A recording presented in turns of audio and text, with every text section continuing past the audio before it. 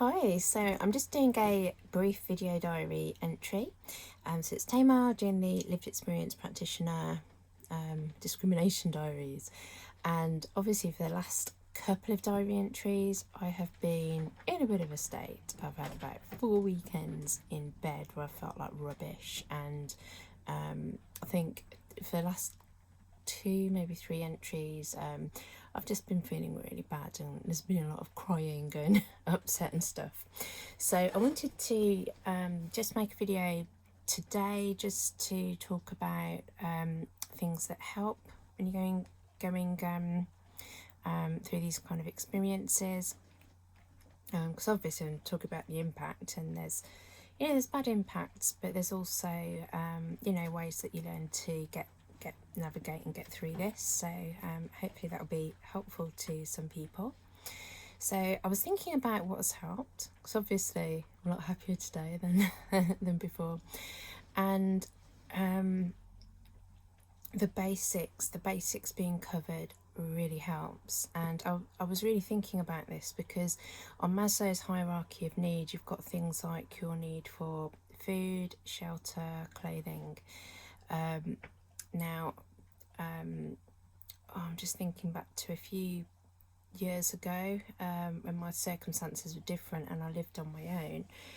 If I was going through what I'm going through at the moment, I'd have been struggling to get out to buy food or shopping. So I've struggled to get out, and then if I had been in a position to get out, it's likely that I'd have had some sort of more of a veering on hypomanic type energy. So there's always been the danger then of spending too much, or not being able to make decisions when you're out shopping, and either buying too much or not being able to make a decision and coming away with nothing because I'm scared of overspending, or just get so tired trying to decide that it would be impossible. So I was thinking about that. I was also thinking, when it comes to shelter, again, a few years ago I lived on my own, and the financial side of this, and also the I think the health side of this could have led me to oftentimes in these types of situations it had led to me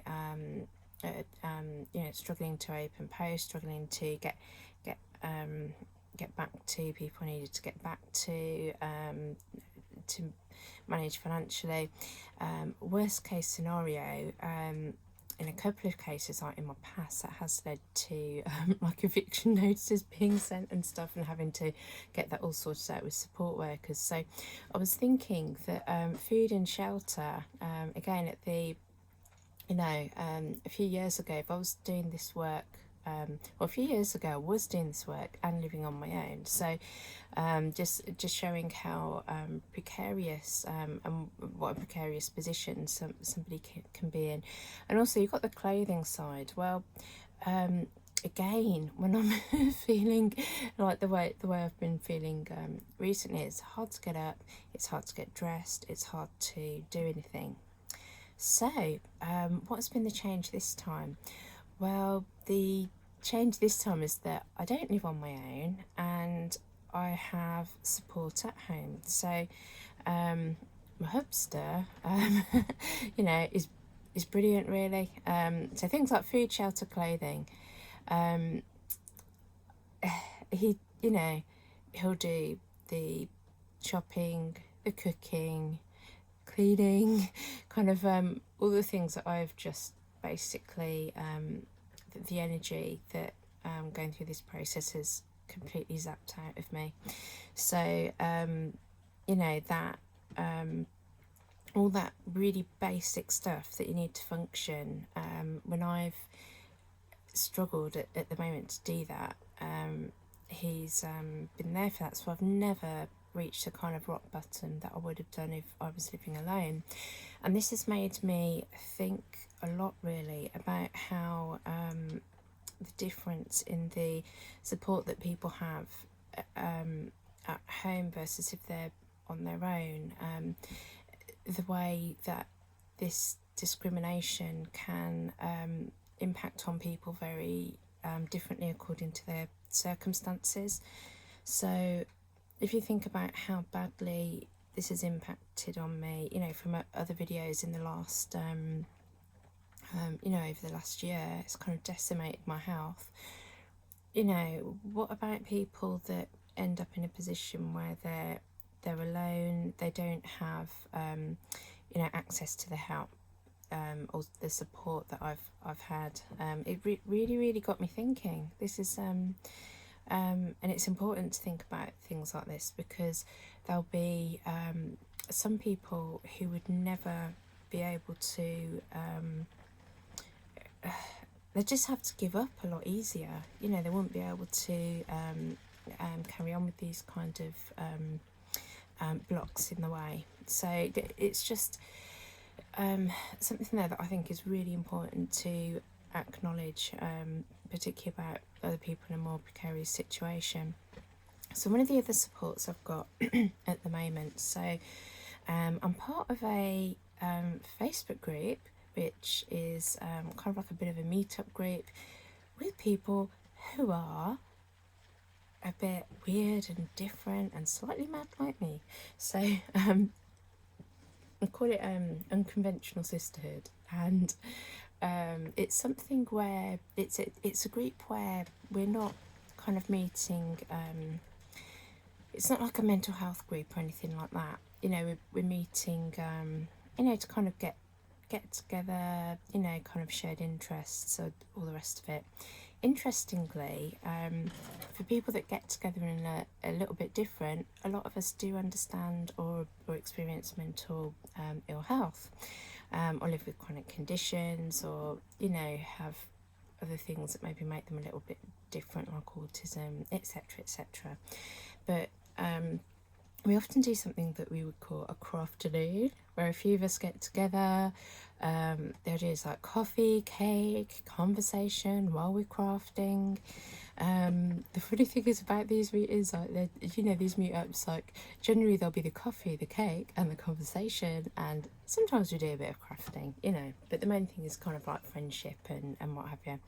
So obviously during COVID, that doesn't really, you know, we haven't done that for ages, so we decided to have a crafter Zoom. So on Sunday I had to actually drag my ass out of bed for a change, and, you know, crack on with the Zoom, and I was in my she shared, and I started off a kind of like a crafting type project thing. So I'm doing some I'm embroidering kind of like a picture, but I'm not one of these people that does the whole cross stitch by numbers, any of that kind of crap. Basically it's essentially me painting with thread. So we'll see how that turns out. So yeah, that was another thing. So obviously your Maslow hierarchy of needs, then your friendship and relationships. You know, I kind of like was getting back in touch with people where I have not wanted to speak or interact with anybody for the last few weeks, which helps make you a bit of a shit friend, really. But you know, you know, that's another thing that's helped a bit. Oh, this is another thing. When you're a girl, and you know, Mother Nature decides to pay you a visit, it can wreak absolute havoc with. You know, obviously you've got your hormones, your mental. That impacts on your mental health. For myself, it also impacts on kind of epilepsy symptoms, etc., etc. And also, you just feel crap. So, fortunately, yeah, that's out of the way from last week. So that's another thing that's helped. And also that really the energy that's come from that. So I think the energy from particularly from the crafternoon type thing or crafter-zoom that we did on Sunday meant that it gave me some energy for Monday, just to be able to do some shit that I've needed to do for ages. And I was thinking about it that basically I kind of had a list of stuff to do, and when I write a list, it will never get finished.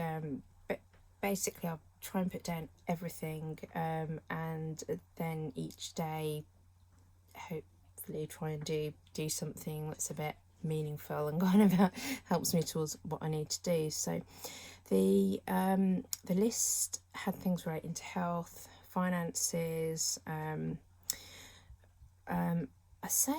say work. What I mean is actually, yeah, bits of kind of self-employed work, bits that I do with my kind of website, or I don't know, just bits and pieces really. And also just kind of like keeping in touch with various people or returning emails, etc., etc. So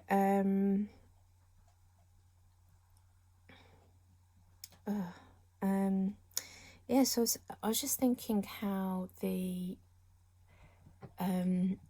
just how some of those things were it just kind of concentrated on me and that need, and